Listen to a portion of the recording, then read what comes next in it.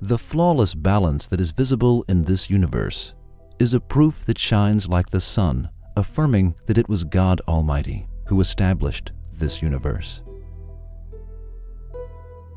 Every being in this universe, including microorganisms,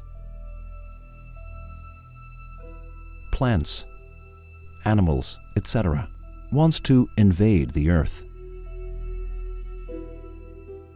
However, their inclinations and desires are prevented by an obstacle of some power, and each one is unable to pass a certain limit.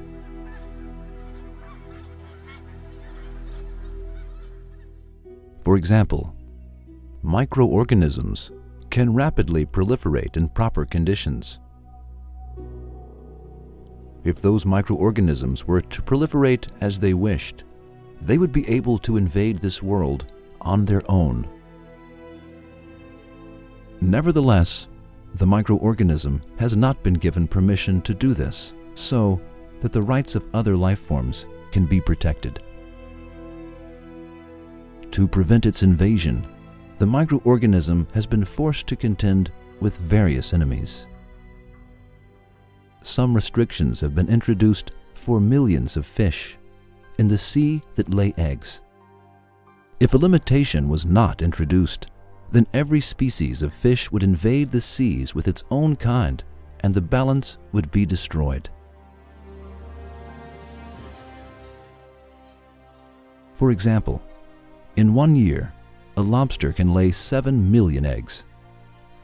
If all of them were to be lobsters, then within a few years, the seas would be swarming with them.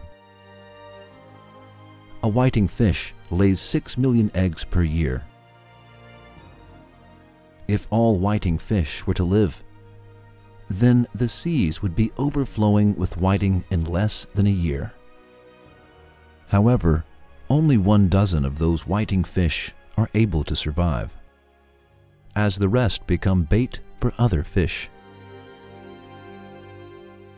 If fish and other sea creatures could proliferate as they wanted, then within 1 year, 3 out of 4 seas would be swarming with sea creatures, and it is probably not difficult to forecast that there would be an incursion of seawater on land.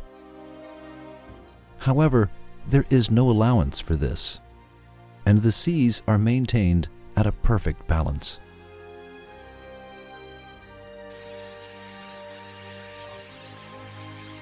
It has been determined that a species of house mice has the potential of reaching 400 in numbers in 1 year and 65,000 within 2. If the reproduction and proliferation of mice were not prevented, then within 2 years, the entire Earth would be covered by mice of 2 spans high.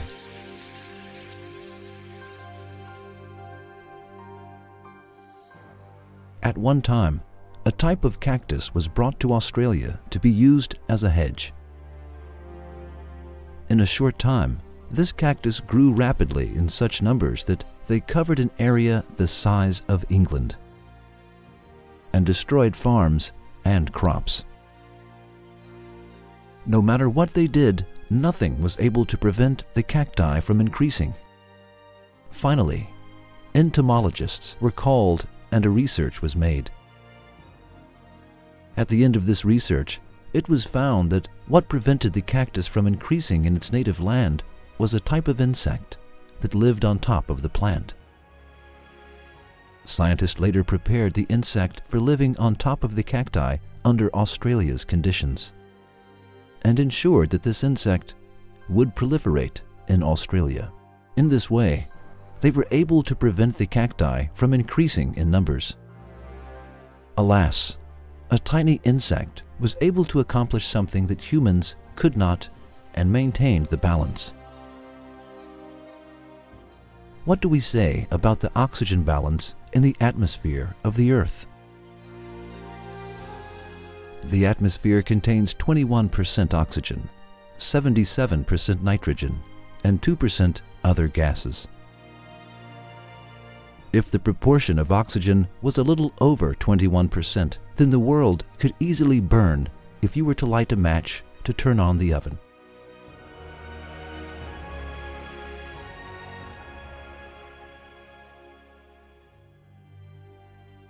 and if it was less than 21%, then we would be breathless as if somebody wrapped a rope around our necks. Is it possible to increase examples and to write a book about the balance in the universe? Besides, every scientific topic is related to it, and every science is a loyal witness to the existence of this balance. We refer the billions of other examples that are related to the universe's balance to science books. We now ask the person who dares to deny God, is it possible that a precise balance like this has evolved through a coincidence, and that it has continued to coincidentally develop for billions of years? If it is not possible, then who established the universe's fascinating balance? Who is preventing the predisposition of the creatures to invade the universe and is intercepting their universal incursion? We say God is. How about you? What do you say?